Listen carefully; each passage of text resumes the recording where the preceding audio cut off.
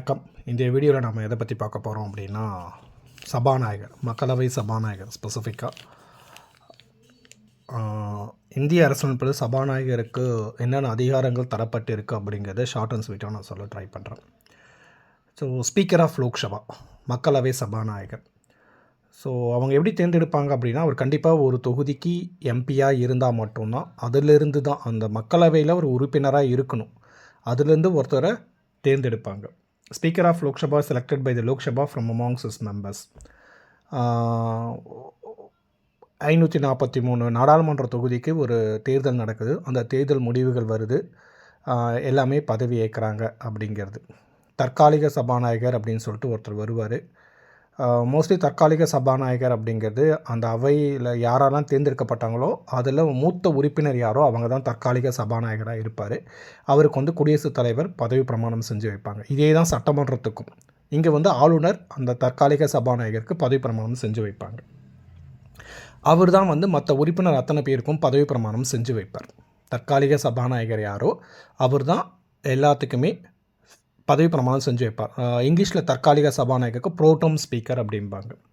அதுக்கப்புறமேட்டுக்கு சபாநாயகருக்கான தேர்தல் குடியரசுத் தலைவர் ஃபிக்ஸ் பண்ணுவார். அதுக்கப்புறமேட்டுக்கு அவங்களுக்குள்ளேயே ஒருத்தரை தேர்ந்தெடுத்து சபாநாயகர் இருக்கைக்கு கொண்டு போய் உட்கார வைப்பாங்க. அதாவது அவையின் ஆளுங்கட்சியில் இருக்கிற அவையின் தலைவரும் எதிர்க்கட்சி தலைவரும் கைகோத்து கொண்டு போயிட்டு அந்த சபாநாயகரை அவருடைய சேரில் உட்கார வைப்பாங்க. எப்போ சபாநாயகர் சேரில் உட்கார்ந்தாங்களோ அப்போவே அந்த தற்காலிக சபாநாயகர் பதவி ஆட்டோமேட்டிக்காக காலி ஆகிடும். இதுதான் ஃபஸ்ட் பாயிண்ட். அதுக்கப்புறம் அதே மாதிரி சபாநாயகர் ஒரு வேளை பதவியில் இருக்கும்போது ஏதோ ஒரு அசாதாரண சூழ்நிலையில் இறந்துட்டார் அப்படின்னா திரும்பவும் அந்த இடத்துக்கு ஒருத்தரை தேர்ந்தெடுத்து உட்கார வைக்கணும் சபாநாயகரை பொறுத்த வரைக்கும். எப்போ எல்லாம் அந்த சபாநாயகர் பதவிகள் காலியாகும் அப்படின்னு பார்த்தோம் அப்படின்னா, ஒரு 3 கேசஸ் தான் இந்திய அரசியலமைப்பில் சொல்லப்பட்டிருக்கு. ஒன்று அவர் ராஜினாமா செய்கிற மாதிரி இருந்தால், ராஜினாமா செய்கிற மாதிரி இருந்தால் அப்போ யார்கிட்ட அவர் ராஜினாமா லெட்டர் தரணும் அப்படின்னா, deputy speaker of the Lok Sabha, துணை சபாநாயகர், மக்களவை துணை சபாநாயகர்கிட்ட தான் அவருடைய ராஜினாமா கடிதத்தை தரணும். குடியரசுத் தலைவர்கிட்ட தரவே கூடாது. இது அடிக்கடி கொஷினை கேட்குறது. When the Speaker of Lok Sabha tends to resign, he or she should submit the resignation letter to. மக்களவை சபாநாயகர் ராஜினாமா செய்வதாக இருந்தால் அவர் அந்த ராஜினாமா கடிதத்தை யாருக்கு சமர்ப்பிக்க வேணும்னா, ஆப்ஷன் ஏவே குடியரசுத் தலைவர் தான் இருக்கும். குடியரசுத் தலைவர்கிட்ட அவர் சப்மிட் பண்ண மாட்டார், துணை சபாநாயகர்கிட்ட தான் சப்மிட் பண்ணுவார்.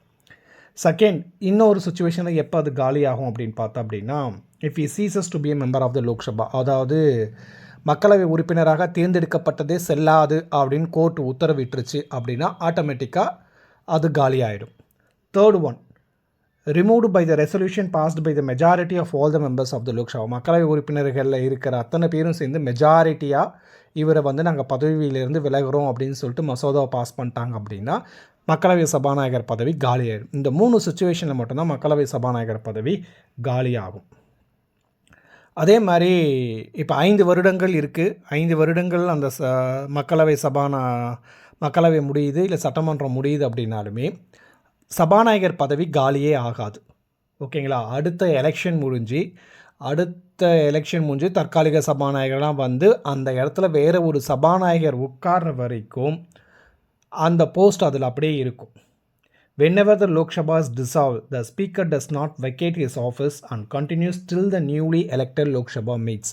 புது சட்டமன்றமோ புது மக்களவையோ கூடுற வரைக்கும் அந்த பழைய மக்களவை அது சட்டமன்றத்தில் தேர்ந்தெடுக்கப்பட்ட அந்த சபாநாயகர் அந்த பதவியில் கண்டினியூ ஆகிட்டே இருப்பார். இந்திய அரசியலமைப்பில் இது தரப்பட்டிருக்க விதி.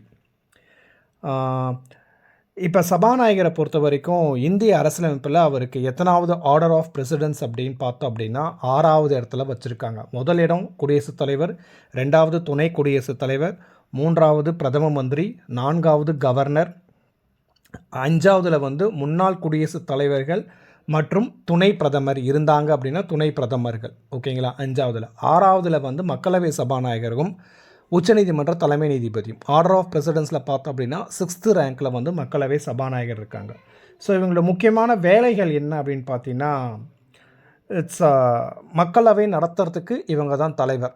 இவங்க சொல்கிறது தான் இறுதி அப்படின்ற மாதிரி தான் இருக்கும். He is the final interpreter of all the business that is being conducted in the Lok Sabha or in the state legislative party. He is the final interpreter.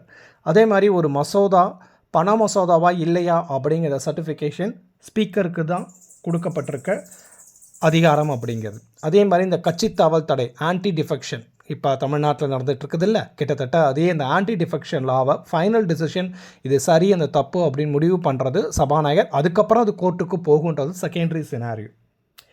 அதே மாதிரி பாராளுமன்றம் மக்களவையும் மாநிலங்களவையும் சேர்ந்து ஒரு சில மசோதாவை நிறைவேற்றுற சுச்சுவேஷன் வந்தது அப்படின்னா மக்களவை மாநிலங்களவை லோக்சபா ராஜ்யசபா 2 ஜாயின்ட் சிட்டிங் கூட்டு அவை அப்படிம்பாங்க, கூட்டு பாராளுமன்ற கூட்டத்தொடர் அப்படிம்பாங்க, கூட்டு பாராளுமன்றம்.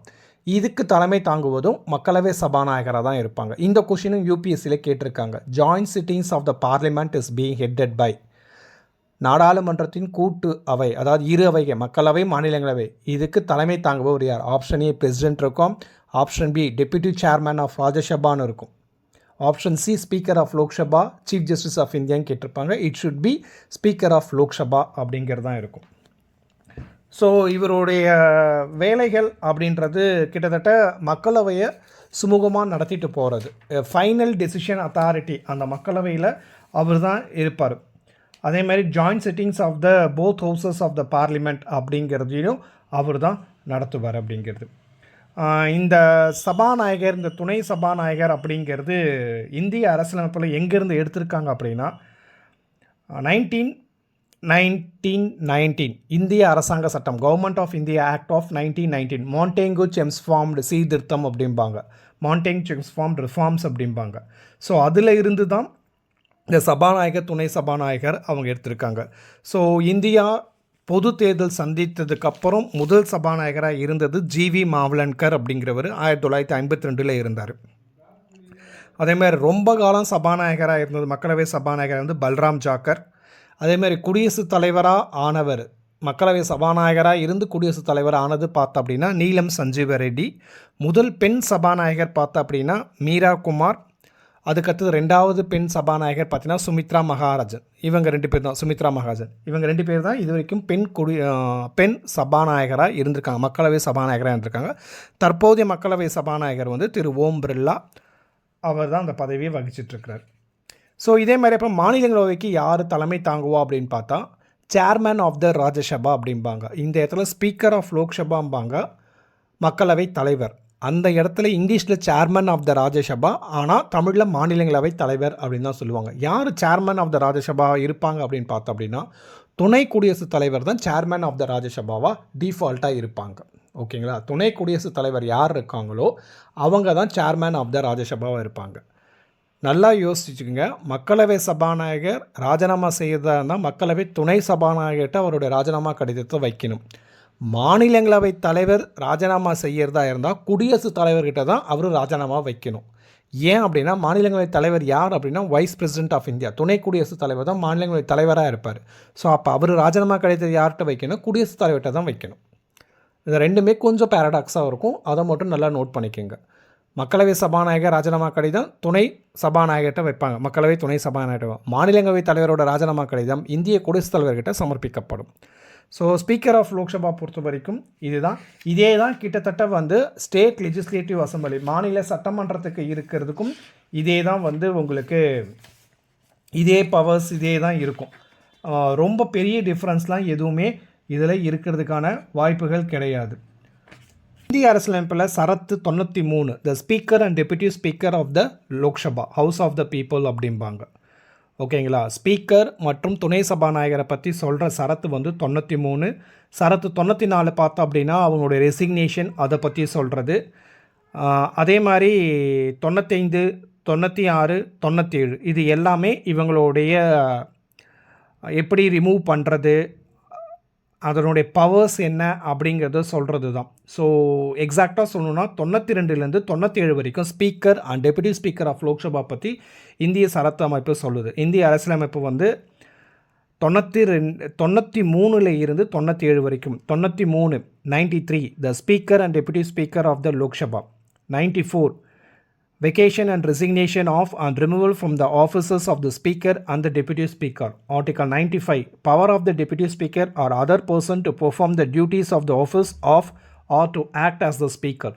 96, the speaker or the deputy speaker not to preside while a resolution for his removal from the office of his reconsideration.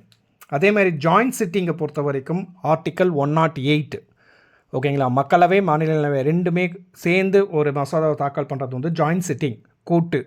அது வந்து ஆர்டிக்கல் 108 ஆம்புலன்ஸை ஞாபகத்துக்கு வச்சுக்கோங்க.